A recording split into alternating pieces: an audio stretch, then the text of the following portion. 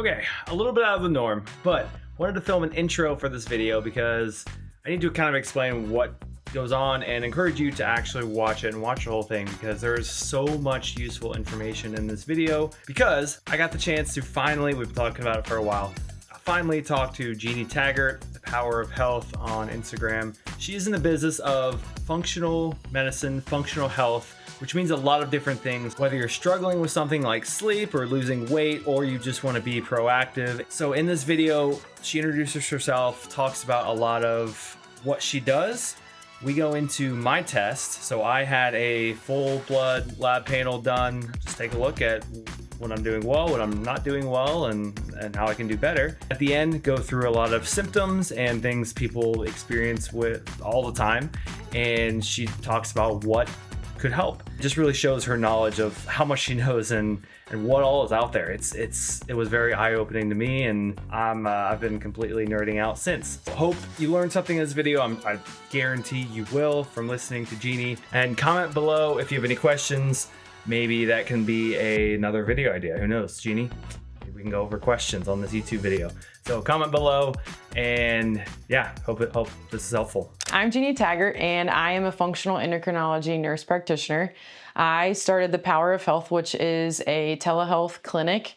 I specialize in seeing women and men, a lot of women who deal with like PCOS, Hashimoto's, gut issues, any type of hormonal imbalance, chronic fatigue, adrenal issues, men who are looking to optimize testosterone levels, who are dealing with chronic inflammation, cholesterol issues, any type of glucose issues, so prediabetes or even way before that. But ideally, yeah. So anybody who is struggling with something that conventional medicine is not able to identify, or they're doing well and they want to be proactive and preventative and just know what's going on with their body and do everything that they can to prevent disease and to feel amazing. You talked about you said root cause. What does that mean?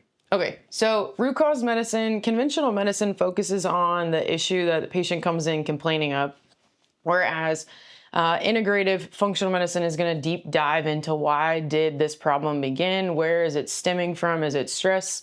Is it a nutritional deficiency? Is it a gut issue?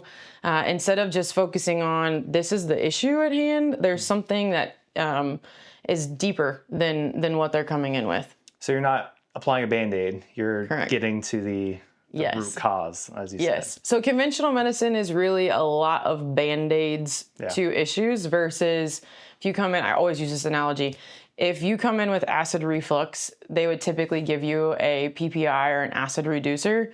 Your acid reflux is a sign of something going on in your gut, and I want to figure out why is your gut disrupted. Mm-hmm. Same with hormones. Your hormones, a lot of times when people come in and they can't sleep well, and they're in their cycling years, they're not in menopause, and they're having issues with anxiety, they're having irregular cycles, we need to figure out where is that coming from. Is it an overabundance of estrogen? And the estrogen isn't the demon, that's not the problem.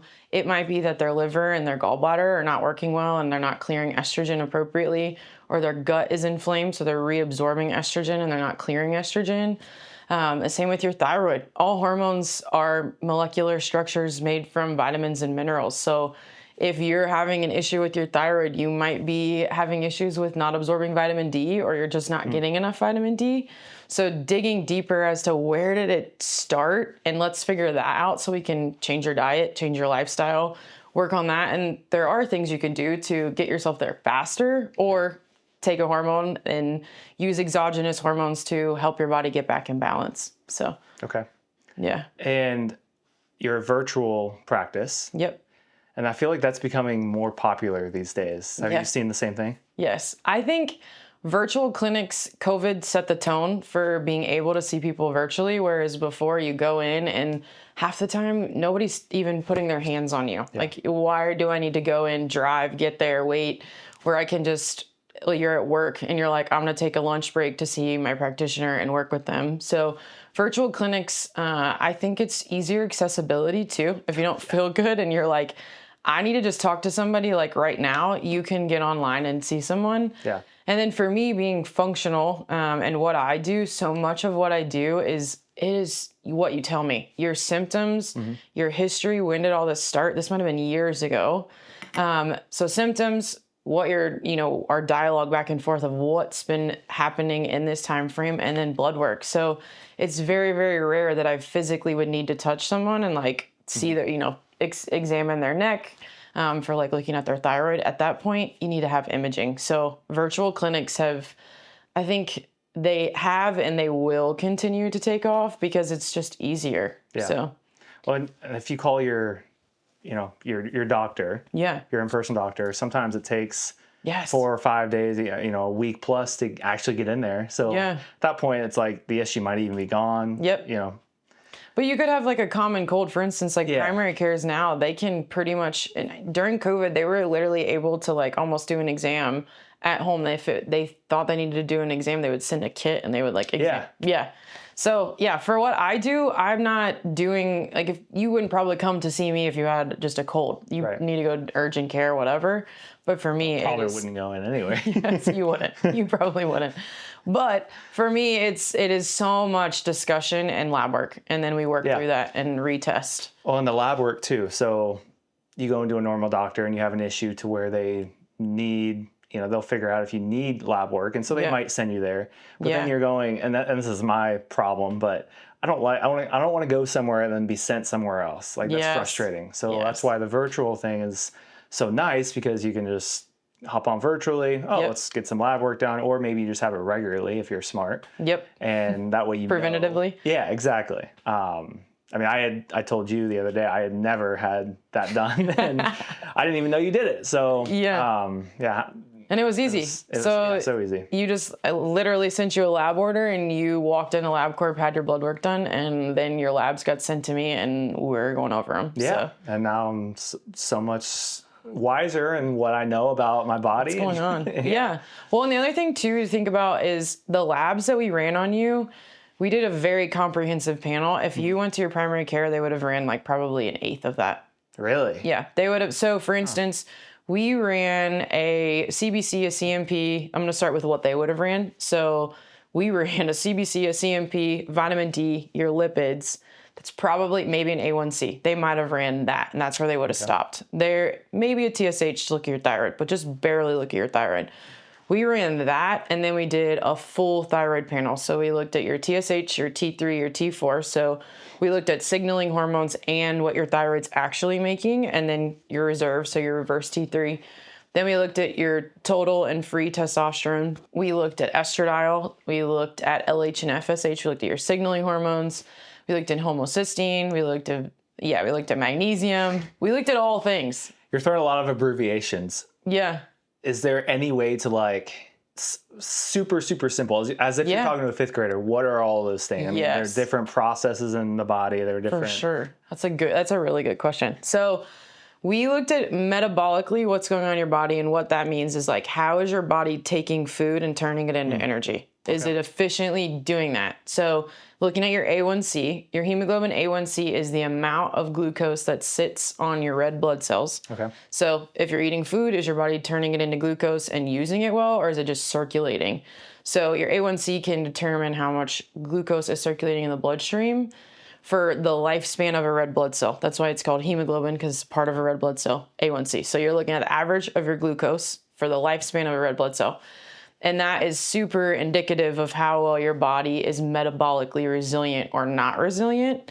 So the A1C is, everybody should always know what their A1C is. I think it's very, very important. And then that's what they test for in diabetes, and how they recognize that. Yeah. So an A1C is tested for, and typically routinely you're going to get an A1C if you get like a physical, but your A1C determines if somebody's pre-diabetic or diabetic, and if they are diabetic, how progressed they are. So if somebody is diabetic and they're really struggling, their A1C is going to climb because their body's not using glucose efficiently. So, and what causes somebody, I mean, I'm sure there's a lot of different causes, but what causes that to happen in someone's body? Like, why might they see that happen? Become a diabetic?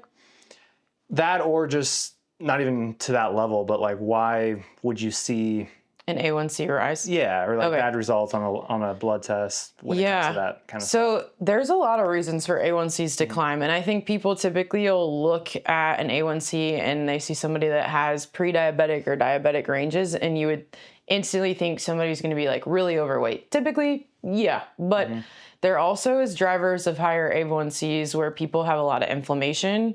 So if they're overtraining, undereating, not sleeping, drinking alcohol, you add just any type of like fuel to the fire where the cells aren't working well, that you overload them, your A1C can start to climb because your body is not resilient at using what you're eating for energy and burning the glucose and moving it efficiently where it needs to go in the body. So I think that an A1C is the best. It's one of the best. There's a lot of them, but a hemoglobin A1C and keeping somebody optimal. Like, this is the smoke signal before somebody has prediabetes or diabetes. So staying in a great range is important. Yeah, and that's why getting a regular test is something you would recommend. Yes. Totally. Just to make sure everything's functioning as it should. Yeah. This analogy I heard in a podcast I thought was phenomenal. Brigham Bueller said this, and he was like, think of health insurance as like car insurance. You wouldn't use your car insurance to go and get an oil change. Don't use your health insurance in that way either. Yeah. Have health insurance, obviously, for catastrophic stuff to protect you, and that's why you have car insurance. But think of preventative maintenance as the stuff you do that you pay for out of pocket. Get comprehensive blood work with somebody that like is going to catch like, hey, you're getting like close to prediabetes, or like, hey, there's something going on you might want to pay attention to. And I was like, that's such a good way to explain that what you do, what you eat, how you sleep, your lifestyle, getting blood work done to be proactive.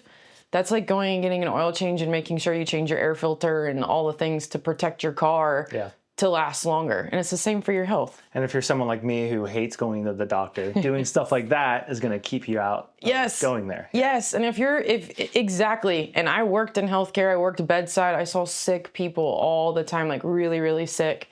And that is somewhere I never want to be on the other side of. No. Like, I want to do everything to be on the opposite side of that. And I will say that is my why. Like, totally my why of being in functional integrative medicine is I was a bedside nurse and I watched people have surgery over and over and over. And you're like, there's got to be something deeper than like, where are we dropping the ball? And people are so chronically sick. And I remember just giving like cups of pills to patients every day, like multiple times. Yes.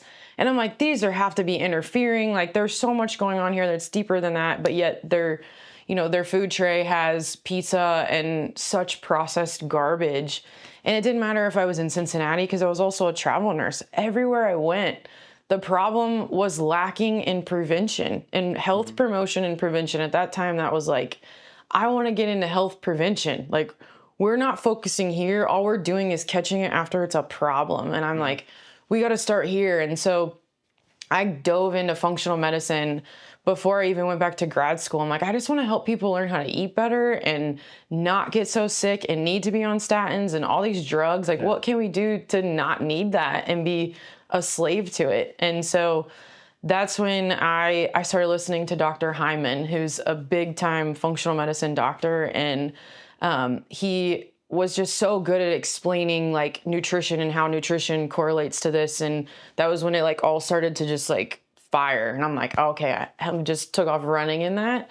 But I also was so passionate about it because I grew up morbidly obese. Like, from the time I was probably like 10 or 11, like I was like a big kid. Thank goodness I played sports. Like, that's what kept me like okay. But I didn't eat well. I didn't have all of these like habits that I had to establish.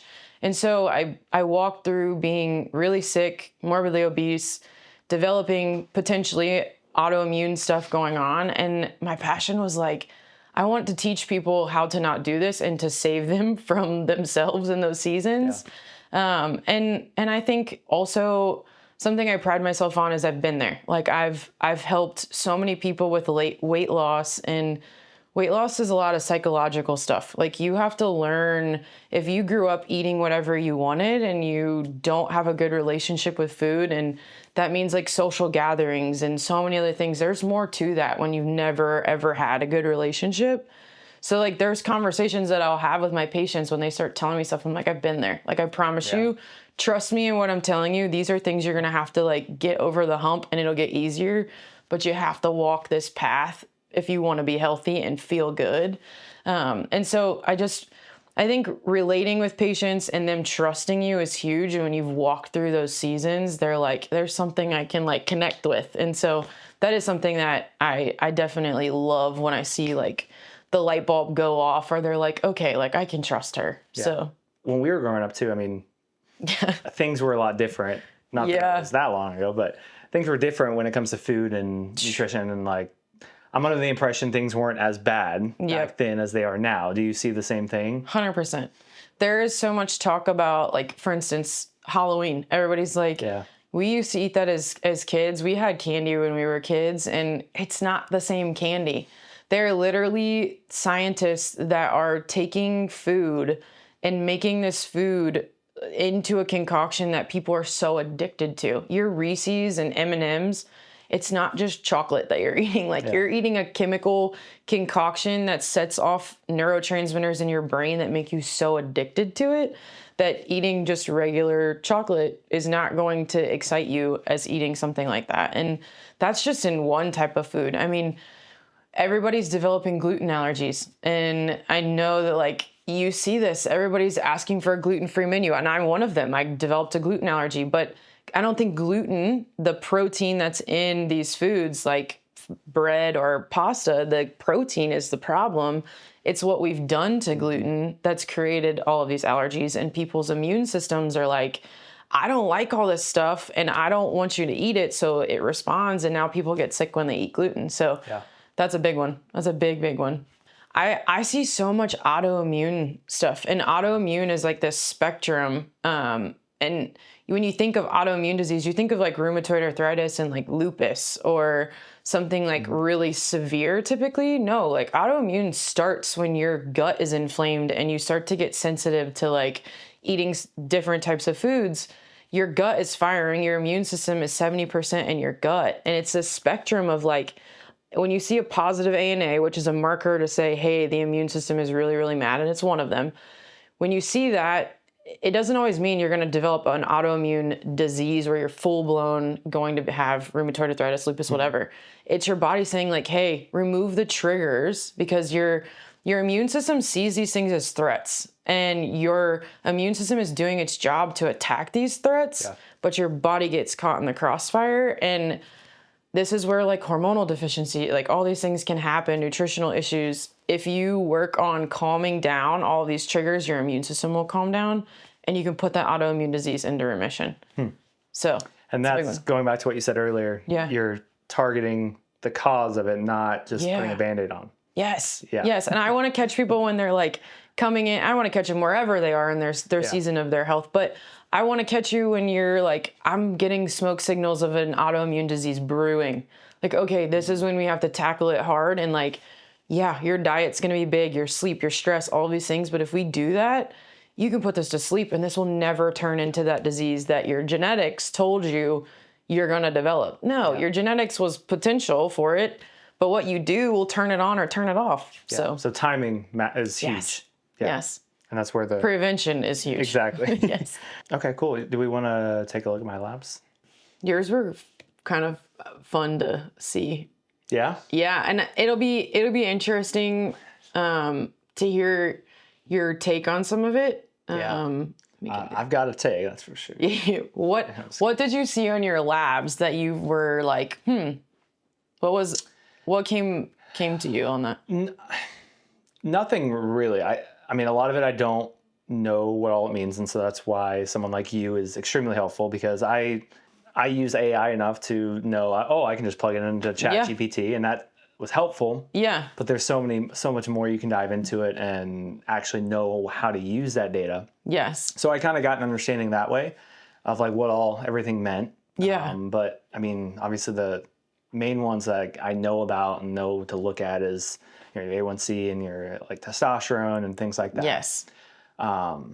Thyroid, there's all sorts of data points when it comes to that. And Yeah. But like anything that came back like abnormal and was like highlighted as red, you probably were like, whoa, like, hold on. Well, everything that it said, and that's why I want to get your take also, everything that it said was like kind of out of the normal, which wasn't, nothing was too extreme, I don't think. It was not necessarily, it was more on the good side, I feel like. Yeah. So, nothing was really of concern. There were certain things that I was like, because I know you and I know how hard you train. And that was the other thing, is I was like, that's the only probably indicator of some of it. Yeah. Like, so I'm going to roll through like majority of it. Your CBC was incredible. I mean, everything looked really good. I always watch your like white blood cell count. Do you want me to break it down? Yeah, just a little bit, like. What the heck is this? Yeah, exactly. All right. Yeah. So your complete blood count is looking at like your white blood cells, your red blood cells, your hemoglobin, hematocrit. This is like most basic panel that's typically always ran. Your levels look good. You never want to see a really, really low white blood cell count, which your white blood cells are biggest. It's your immune system. Think of your immune system here. You don't want it like super suppressed or super like heightened. Okay. Yours is in a good spot. So that's interesting to me because I get sick all the time. Okay. And so does that correlate with that? It should? It does. And then, so white blood cells, think umbrella term, like umbrella. Yeah. And then there's all these different types of white blood cells. So then when you look at your neutrophils and your lymphs, which are types of white blood cells, you want your neutrophils to lymphs to be like a 3-to-1 ratio. So when you think of like viruses, immune suppression from like, maybe you're not sleeping great, or there might be a deficiency. You got a little one, like that's probably part of it too. Unfortunately, it's not. He's great. He's a fantastic sleeper. He gets that from his mom. Not from you? Not from me. I'm a horrible sleep. sleeper. Okay, we got to dig into that because that could be partly why. Like your neutrophils and lymphs, you want your neutrophils to be 3 to lymphs being 1, and you are literally 1-to-1. Okay. So what does that tell me? You're straining your immune system. I feel like you potentially are either overtraining, and I'm not going to say you're overtraining. What you're probably doing is maybe not eating enough or supporting in that training. Or not eating enough good things. Nutrient-dense foods. Yeah. Potentially. And your body's feeling like maybe a little ran down. Yeah. Like, and how's your recovery days? Try to just do more active recovery. Like I never want to have a day where I'm just like sitting around. You like never yesterday. would. Like yesterday, I went to the gym and shot photos and video. I planned off day. Yeah. And I hopped on the bike for 15 minutes, like super, super low. So I guess that's what it looks like. But at the same time, I'm like, in my head, I'm like, I don't feel like I can eat as much. I'm not working out, but I still want to do something because if I don't, I get worse sleep, like 100%. Okay. So I try to take off days, but usually there's some sort of active recovery in there. Which is perfect. I don't think you should ever change that. Yeah. I think, if anything, I think you just maybe aren't supporting. Like, because what you're doing is also paying off, and I'll tell you, your testosterone is like perfect. A lot of guys are nowhere near this naturally. So which is great. Your total was 887 and your free was 28. Most guys aren't getting, and I'll be honest, this is so you do have the free. It's back to that. Nice. Yeah. Oh, sweet. So your free was 28.5, and that's phenomenal. Nice. Which is because you are so active, and I would say it's just your recovery. You just need to get better sleep, probably. Well, and so that's what I was definitely going to ask you about, is sleep, because okay, so let me take a tangent real quick. Yeah. Do you wear like a watch or anything? I have my Aura. You have Aura, okay. Yeah.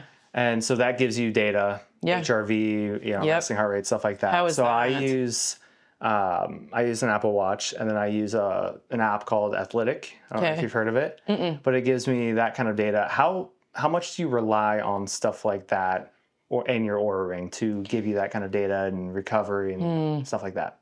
I think so.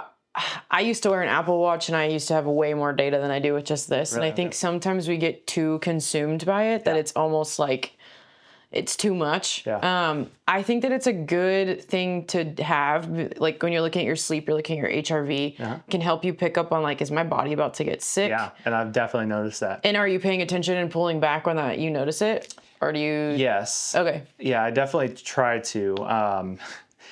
Where had issues with that is I ran marathon September 20th. Okay. So literally like a month about ago a month almost. ago. Yeah. A little over a month. For about 3 weeks, my recovery was just in the red every day, no matter what I did. Yeah. Okay. Like, so I was like, is something wrong with this thing? Like, what is going on? But sleep actually was like decent a lot of nights. Okay. I got good deep sleep. You were exhausted probably. Well, but yeah, my recovery was bad, even though I really wasn't feeling that great either. So I was like, I'm not going to just not work out for this whole time. So I kind of just still did, but kept it somewhat easier, especially I just ran a marathon, so I'm trying to work back into it. But so that was the time where it was extended. I didn't want to stop training. But now it's back, so where I'm in the green. Okay, so you're good. Yeah. So I would say, of course, if you're getting ready for something, like to each his own, like you got to do your thing to get prepared. Well, and leading up to that too, I woke up the morning of, and I had not run days before, like tapered. Prepared yourself, prepared and tapered, and ate lots. Yeah. I woke up with a horrible recovery the morning of, really bad, and so I was like, oh my God. Were you stressed though? Were you like anxious about the run maybe? I mean, not as much as most people, I feel like. I mean, you were ready for it. Yeah. Okay. Yeah. I mean, it was my first one, so there's definitely some. Could have been your cortisol too. I mean, like, because if you were a little bit anxious and like, who it wouldn't be? I mean, it's a big deal, but maybe not you. That could have been why your sleep wasn't so great. Because if your cortisol was surging a little bit. Sleep wasn't bad. Okay. So it was more the recovery. All right. So you slept decent, but your body was. If your immune system is it's overactive or it's just struggling to keep up, your recovery is going to be like your HRV is going to be like crap. So that is something now. If you're not preparing for like a big competition, what I'd encourage you to do is when you see that is not great, that's a day that I would be like, all right, I was planning to do a great workout, but like do active, just walking, biking, whatever it is, and then I think you might benefit from like cold plunging. I know. It's hard. It's hard to do, but it's so good for your immune system. Is it? Yes. And it might help your body get back into balance. I'm more of a sauna kind of guy. Yeah, you got to do both. I don't like it either. My friend owns it's called Contrast Studios, and it's the coolest thing ever. And I'd done it, and you get out of doing cold plunging, and you're like, okay, this was amazing. Your body releases so much dopamine. Literally, there's studies that show that it releases the same amount of dopamine as like cocaine in your own body. Jeez. Yeah. So it's healing your body. Yeah. But so that's why people like to do it every morning. Yeah. But when you're in there, you gotta like work your way through it. Yeah. You really have to focus on your breathing. But it can help your immune system. It might help you have better recovery. There's some other things that we can like dive into too, but I would say I'll consider. Yeah, good luck on that one. Cold plunging's not fun. I'd be in Florida with warm weather if I could.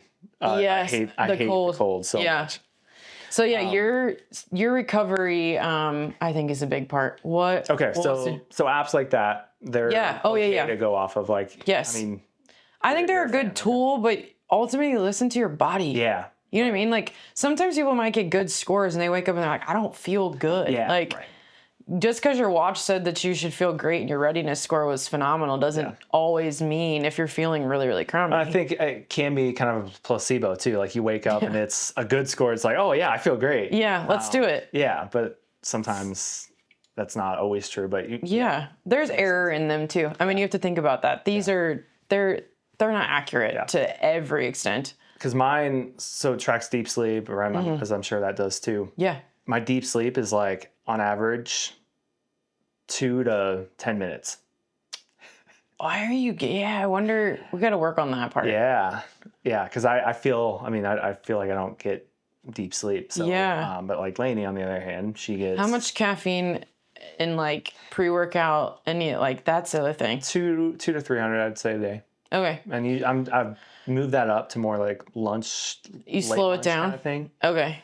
Like I'll have it more earlier in the day. I used to just have it before a 5 o'clock workout, and then you would I feel like I was okay, but after a while it starts to really affect. Yeah. I would. You may have to take caffeine down to like a minimum for a while just to like reset your HPA axis and slow that down, and then you can reintroduce your 200 max 3. Okay. Yeah, I know. Nobody wants to hear that. I also take Adderall too, so That's the big. That's what I was gonna say. What other stimulants? Because if it's not pre-workout or caffeine, then like you could, So stimulants, I understand them and I think that they're great in certain cases, but stimulants can cause so much adrenal strain. So it's gonna be really important for you to like really support your adrenal glands. Which your adrenal glands, everybody talks about their thyroid and all these things, and I don't think everybody knows what your adrenal glands are. But so there are two glands that sit on top of your kidneys, and they release a hormone. They release a few hormones, but the one we're going to talk about is cortisol, and it's your stress response hormone. So you need enough of it to be able to literally wake up in the morning. So cortisol rises as you're waking up, and it helps you to wake up and get out of like. When you're asleep, you should be in a paralyzed state. Yeah. That's why you shouldn't like move and twitch too much. Yeah. So when you wake up, you got to flip GABA off with cortisol. So cortisol has to like to get you awake, and then it needs to rise and then go throughout the day, and then by bedtime it needs to like. So if you're on a stimulant, stimulants will cause more like epinephrine or adrenaline to be released from the body, which comes from that adrenal gland, which then calls on cortisol and causes more cortisol release. So you're just like in overdrive. So the thing is to support them. And what that looks like is minerals. Minerals are huge. So sodium, potassium, magnesium, vitamin C. Yeah. And I'll give you some stuff to drink. I've been drinking more electrolytes, and I've been feeling better because I got into all that, and not to no, it's good. Too long of a story, but I was getting into all that with running a marathon. Obviously, I say drink electrolytes, and I didn't really know Gatorade what all goes into electrolytes. Yeah, it's like no. And so now, since then, because my biggest issue when running that was I cramped up bad, and I never did in training. Yeah. And so I'm like, why did that happen? Because it was hot, but I had run in hotter conditions. Yeah. And I actually got something recently that you'd probably have some interest in. It's called H-Drop. But it tracks your sweat. And so how much you sweat and like how much sodium, how much potassium you're sweating out, and like the rate and everything. And it's like you really nerd out on it. So it's really cool. But I did a like hour and a half or so run, maybe a little bit less than that. And it told me I sweat out, and this not 100% accurate. Yeah. But sweat out like 5,500 milligrams of sodium. And so then I revisited, and I'm like, okay, so what did I do to prepare for my marathon? Knowing that was like 2.5 times the amount. Yeah. And I didn't come anywhere close to that. So I'm like, oh, well, no duh, I cramped. Your muscles were, Yeah. So did you add that back in, and how are you feeling? Yeah, that was a while ago. But yeah, now I know, like, okay, I need a lot more sodium to recover both during and after my run. And like in my longer runs, towards the end, I was feeling like dizzy, like not really like out of breath. My legs were fine, but I just like not a little lightheaded. Yeah, and that's what kind of prevented me on long runs, like from going further and going faster. And so now I know, oh, that's probably sodium and potassium. And potassium So if I supplement that during, I'll probably feel better, and I have. So I was gonna say, what'd you start taking? LMNT. Okay. That's like the one that has like more sodium than all the others. Element's great, yeah.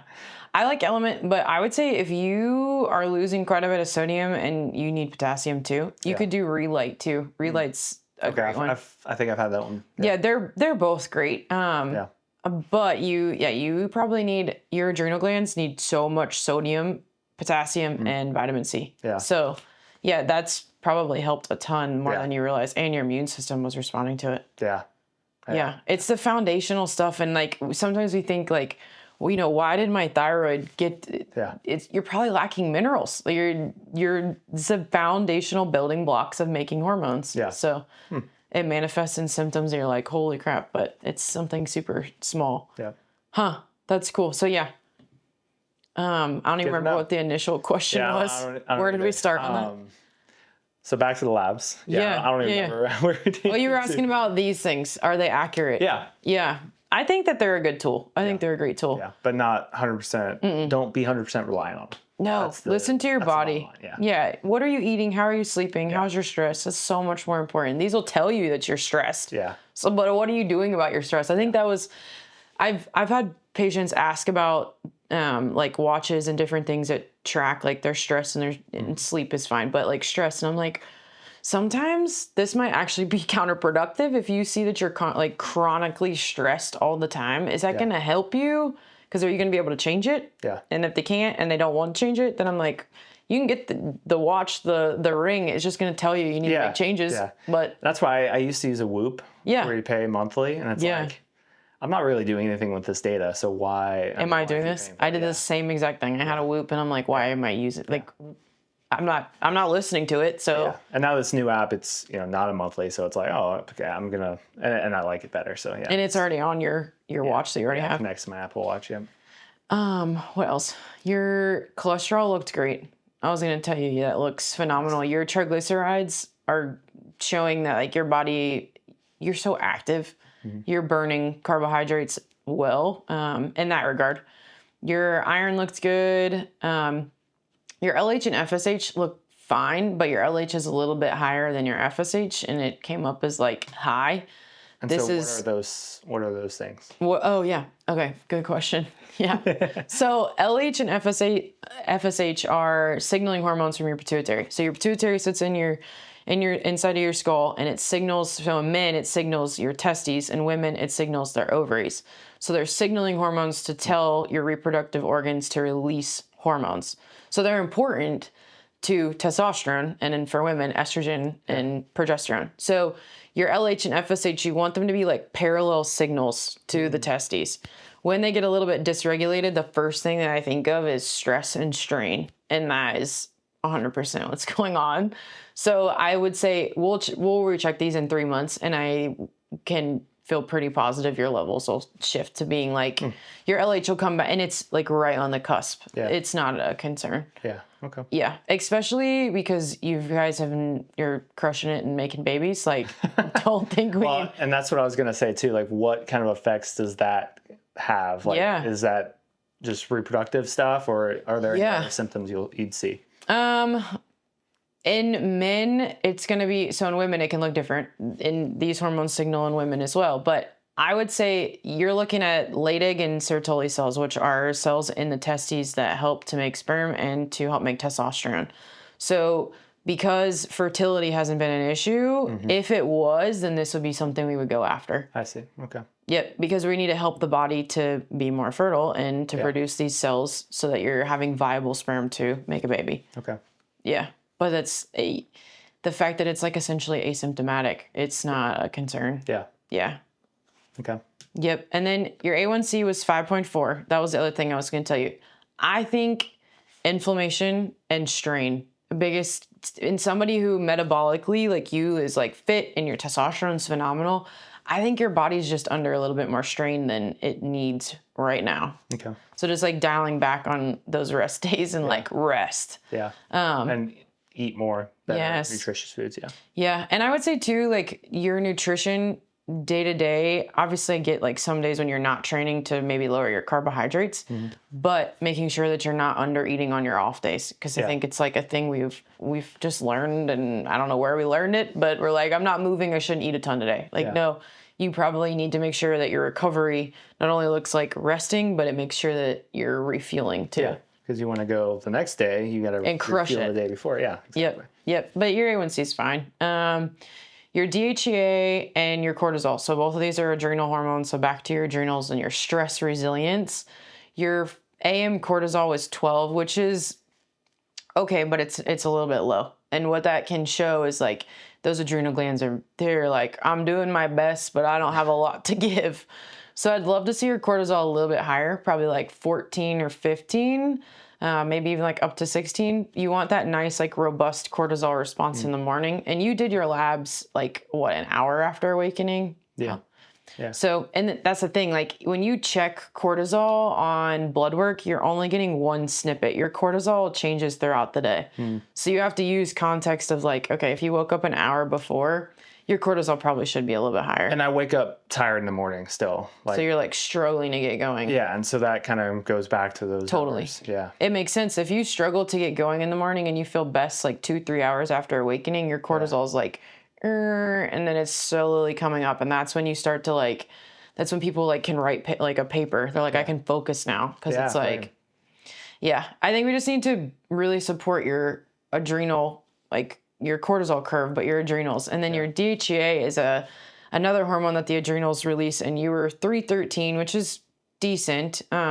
But it could definitely be like compensatory, like your body's like responding to all of that. So and that also goes back to the immune system too, right? Like that those all have an effect on how easy I can get a cold. Yep. Right? Yeah. Yep. When your cortisol, if you've ran your cortisol like so high for so long, this is like and most patients that I see that this happen, they're like overachievers, not an overachiever in a bad way, but like they're high performers. They're go all the time. And their adrenal glands have been trying to keep up. And then they just can't keep up. And so then now to keep up when you get a cold or you get exposed to a virus or like you lack sleep, is just the door's opened. Yeah. So that does make sense as to like getting sick often. You're probably getting the thyroid. Yep.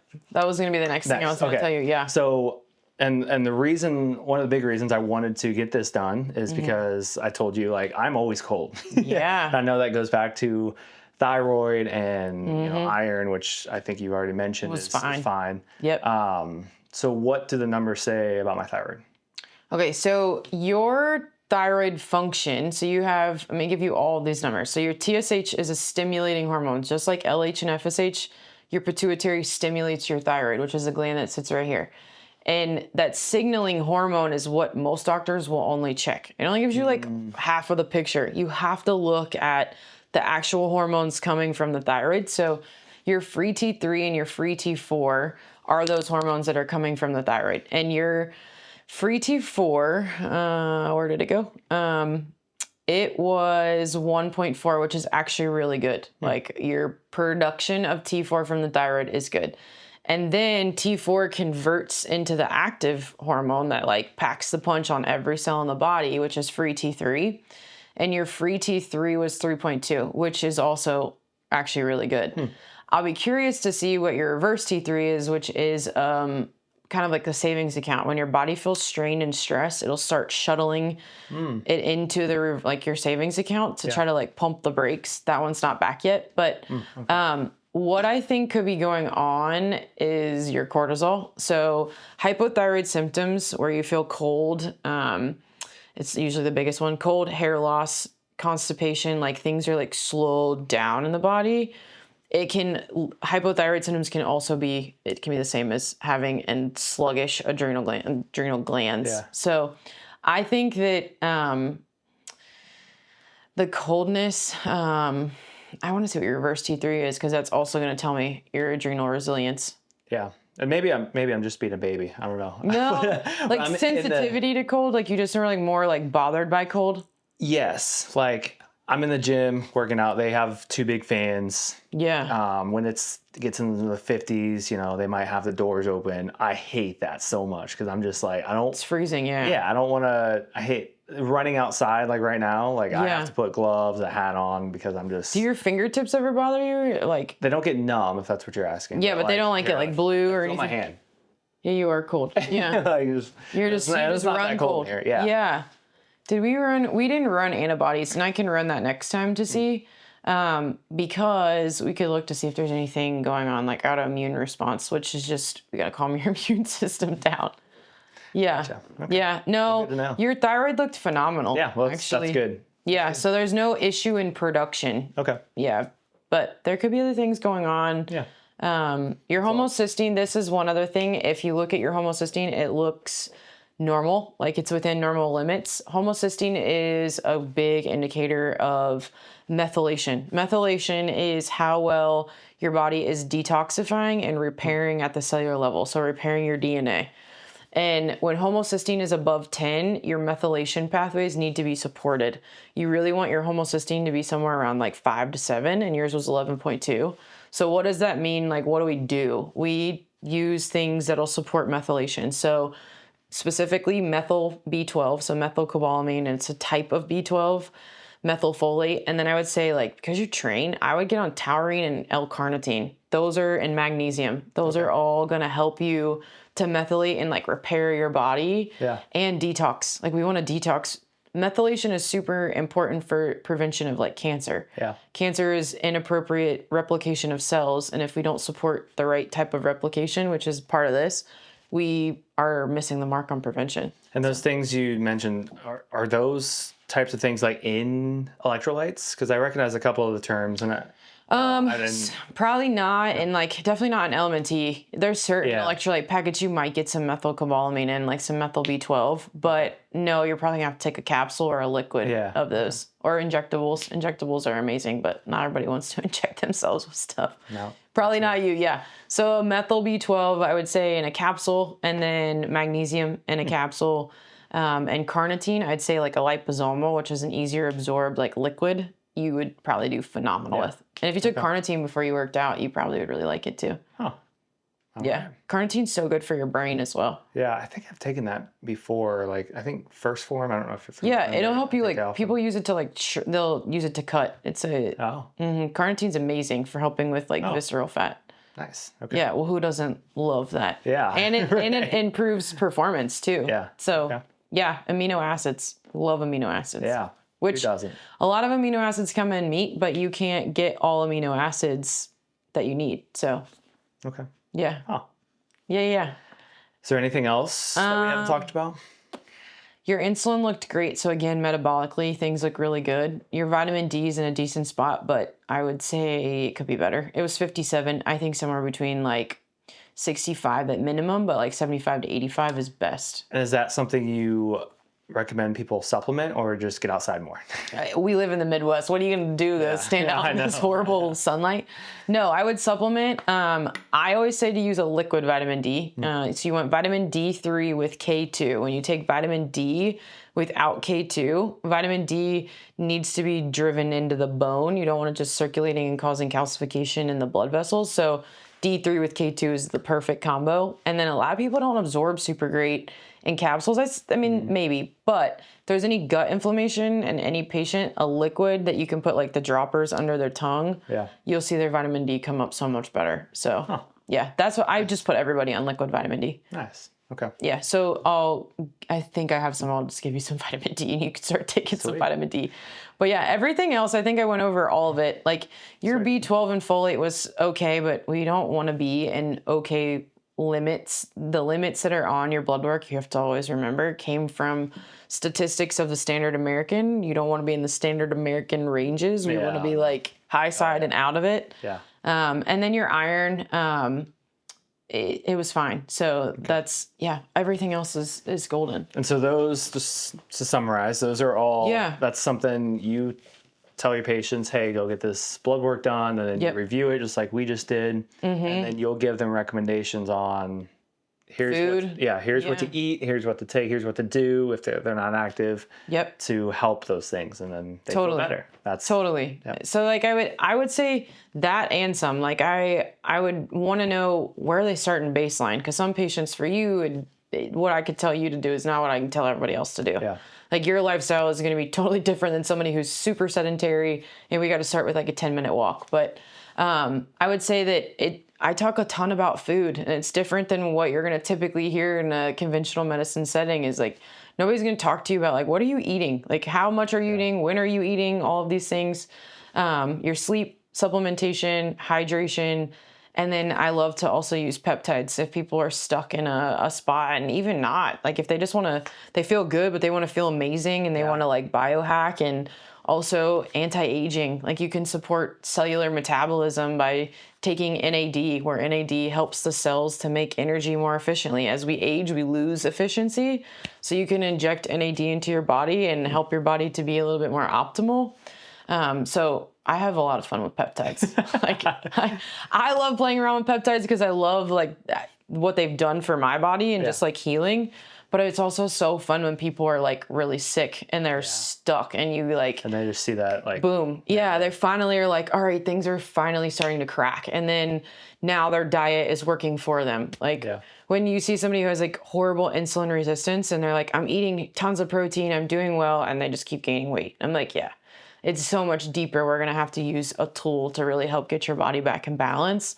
And you won't need it for forever. It's just to get you back in balance, and then your diet will be perfect. Like, So, and a conventional doctor, they're going to give you pills and something to help it. But you're looking at lifestyle, food, what they eat, drink, do. I mean, that's all of it. It all has to be together. And right now is, it's such a craze of everybody in GLP-1 peptides, and there's a stigma around them, but also a misunderstanding around them where people are abusing them. But there's also everybody like, it's a drug, it's a cheap way out. And I'm like, you got to understand how it works. Like, your body makes GLP-1, and a lot of people who are so inflamed and have gut issues and they're insulin resistant, and they've been insulin resistant for years and years and years, and this has just like snowballed into them being so morbidly obese. Yeah. These peptides can be like literally like the thing that just like shoots them out of this spot, that now they get their inflammation down, their cravings are under control. Because when you're insulin resistant and really insulin resistant,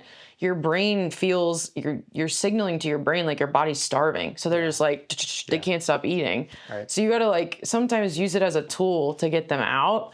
But you got to know what you're doing with them. And I think that my most frustrating, kind of scariest thing is when I have patients come in and they're on like high dose GLP-1s. And I'm like, who's ramping up your dosing without talking about what you're eating? And are you lifting weights? And like, you should have never needed to be on 10 milligrams of tirzepatide because your inflammation wasn't addressed. If your inflammation wasn't addressed in what you're eating, you would have never ended up on 10 milligrams. So yeah, there's a lot to be said about GLP-1s that they're great. We just got to use them correctly.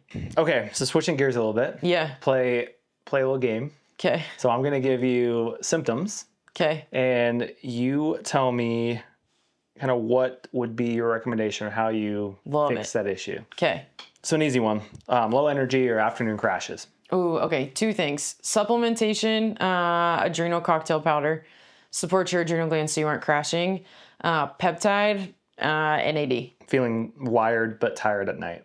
Ooh, okay. Adaptogens are probably, figure out why is the body wired. So is it stimulants? Is it not having enough like restorative time throughout your day where you're just like on, like just up here all day long? I would start there. And then adaptogens, like taurine. Taurine can be really, really helpful. Magnesium, simple things. Brain fog. Where is it coming from? Ultimately, I would say NAD is phenomenal for brain fog, neurotropics. So there's peptides like dihexa that can be really helpful.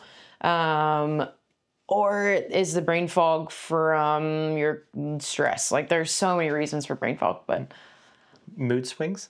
Ooh, that's a hormone imbalance in women or in men? Probably women. Women. Yeah. Say men. Definitely more mood swings there, right? Yeah. Yeah. Men. Yeah. Men might too. I would say. Oh, I know. Yeah. Well, it happens. It definitely happens. And that's stress in men. Women, estrogen dominance, progesterone deficiencies. So weirdly, but detox pathways help your body to balance stress, sleep. Make sure your food is nutrient dense, because in order to make progesterone to help balance that out, you got to have the right foods in your diet too. Low motivation or apathy. Okay. Sunlight in your eyes as soon as you wake up. Yes. Oh. Yep. When you feel low moods, there's a lot of reasons for it, but I think that think of rhythms in your body, circadian rhythms. Yeah. Your body is on a circadian clock. You want sunlight in your eyes. We look at these screens 24/7 and they are messing with us. Yeah. Low moods. I also think nutrient deficiencies. In order to make, and nerd out with me for a second, in order to make neurotransmitters, think of dopamine and serotonin. So these help with mood, excitement, joy, the feelings you feel. In order to make those in the brain, you have to have the right amino acids in the diet and sometimes supplementation to make those neurotransmitters. So I always tell patients to take a test called the Braverman test. If you go online, you type in Braverman test, you can find it on Google, you can print it out, take it, calculate your deficiencies or your dominances, and you'll determine which neurotransmitters are you struggling with. And then plug it into AI. Type in, this is my dominances, this is my deficiencies. What amino acids are necessary to support these? Wow. So if you have, like, say you have low GABA and you have high dopamine, or you have low serotonin, whatever it may be, figure out the amino acid that feeds your body's ability to make that neurotransmitter.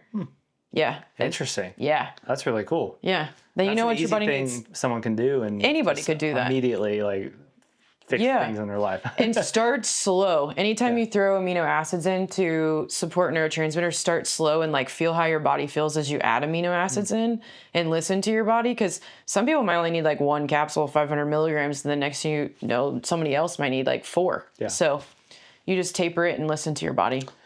This is a big one for me. Poor memory. So how many tabs are open in your brain all day long though? Start there. Yeah. I think poor memory,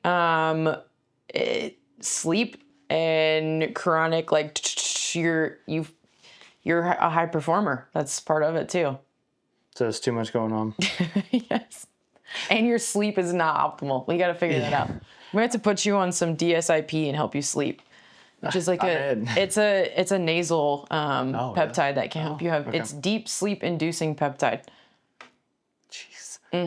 My gosh, there's so much more. There's so many peptides. I know. Difficulty losing weight, especially around the midsection.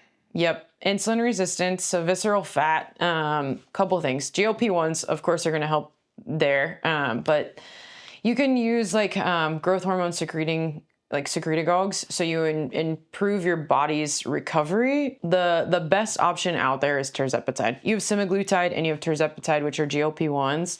Semaglutide is, the branded name is Ozempic, and tirzepatide, the branded name is Mounjaro or Zepbound. But Ozempic is a single agonist. Tirzepatide is a dual agonist. It hits 2 of those hormones, which is going to help stabilize, and people feel better on it. So they have way better like weight loss potential with tirzepatide. Nice. Yeah. Muscle loss or weakness. So if your body's going into like a catabolic state, are you under eating? Are you super, super stressed? So when cortisol's been ramped up for way too long, you can go into that catabolic state.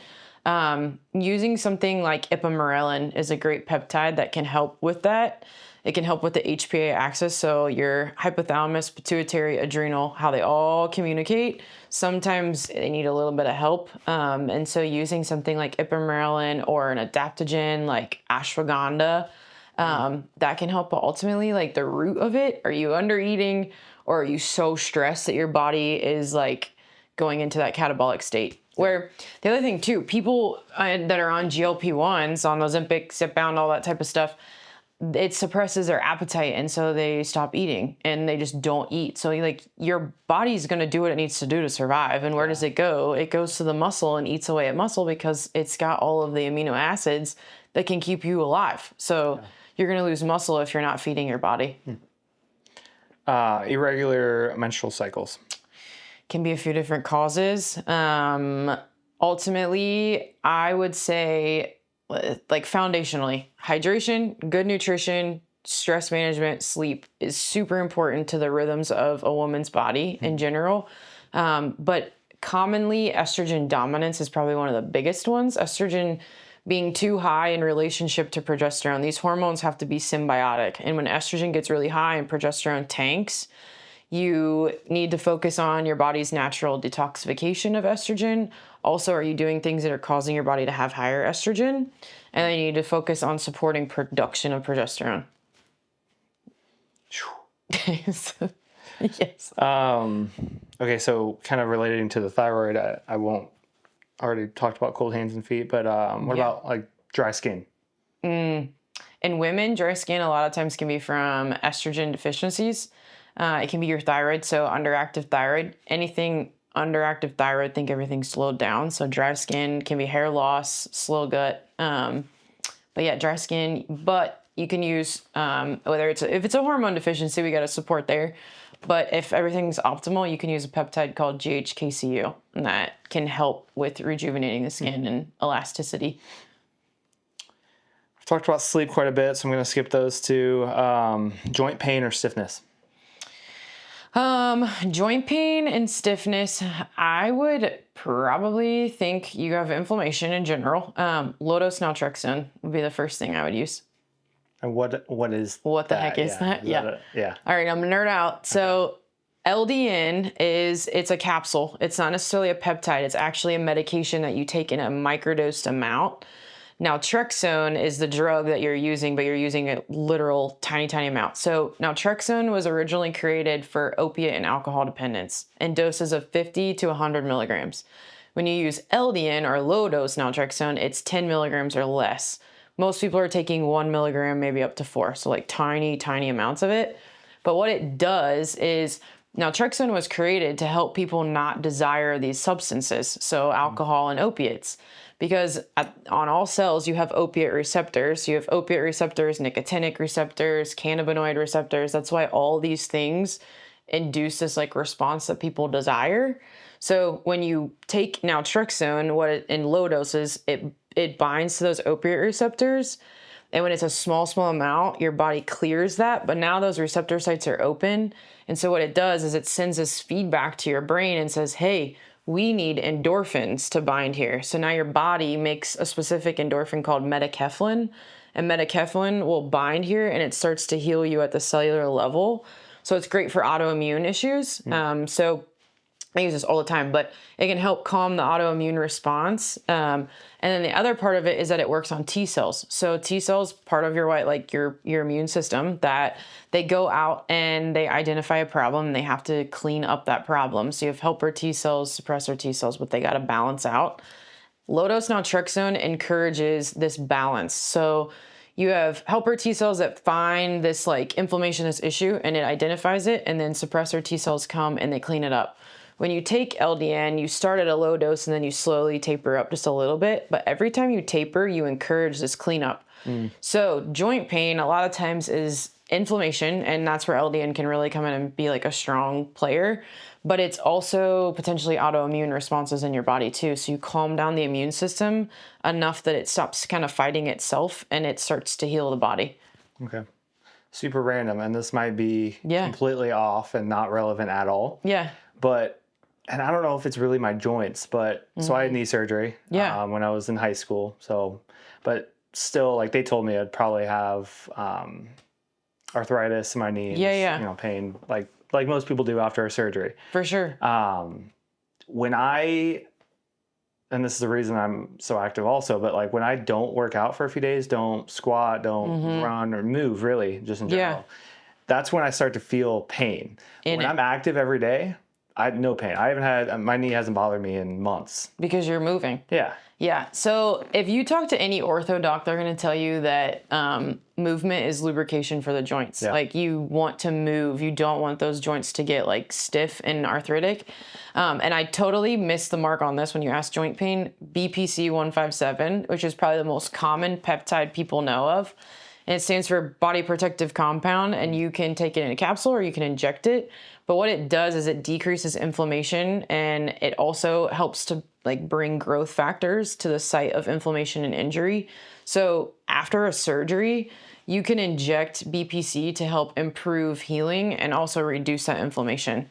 So joint pain, I'd say LDN, but BPC is phenomenal. And you would inject it into the skin. It's like tiny, tiny little needle, but as close to that joint as you can. And it'll pull it right to where there's inflammation and injury. Wow. Yeah, I know. I've used it on so many people, but a loved one of mine who was recovering from rotator cuff surgery, and after surgery, he was injecting it like around the incision and went back for his follow-up, and he healed in like 65% of the time that he would have. Wow. Yeah, got him back working. So it just helps your body to repair itself. Yeah. Nice. Yeah. Okay, last couple here. Acne or breakouts? Ooh. Acne is a gut. I always think your gut is inflamed. What you see on your skin is irresponsible. What's going on in your gut. Interesting. Or there's a lot of hormonal disruption going on. So I think both. Topically attacking acne, of course, isn't a bad thing, but it's usually much deeper than that. So what would you... So I guess just going back to like hormone and stuff to supplement the hormones, and you would want to know like what's their baseline levels looking like. So running a panel to see where their hormones are at. But I also would do a GI map, which is a stool analysis test to look at your gut microbiome. Yeah. See, like, is there an overgrowth of bad bacteria? Is there an underproduction of digestive enzymes? So are they not breaking down their food well? Is their immune system really mad? There's a lot you can see looking at a gut microbiome test. I don't even want to know. How you I don't do even that? want to ask how that test is conducted. Yeah, you have to collect your own poop and send it off to the lab. Sheesh. Yeah. If someone's watching this or like Yeah. comes across your page and they just feel off or they're experiencing some of these things, like Yeah. where do they start? Besides, I mean, I guess the easy answer to that is message you and get in touch. But like, what do you recommend they do? So the easiest way, of course you can message me, but if you are dealing with chronic fatigue, you're dealing with abnormal hormonal rhythms, you're not feeling well, something is off, and you're not getting to the bottom of your answers or your questions that you have, I encourage patients to go to my website and go to appointments, book either a discovery call. If you're like, hey, I don't know if this is something that you deal with. Probably I do, but book a discovery call if you're not sure. And I'll chat with you for a few minutes and 15 minutes to see what's going on. If you're ready to jump in, book a new patient appointment and we will dive right on in and go over all of your symptoms. We're going to do some blood work, deep dive from there. And that's where we start to figure out where do we need to go and what pathway do we need to tackle to figure out what's going on with you and also heal.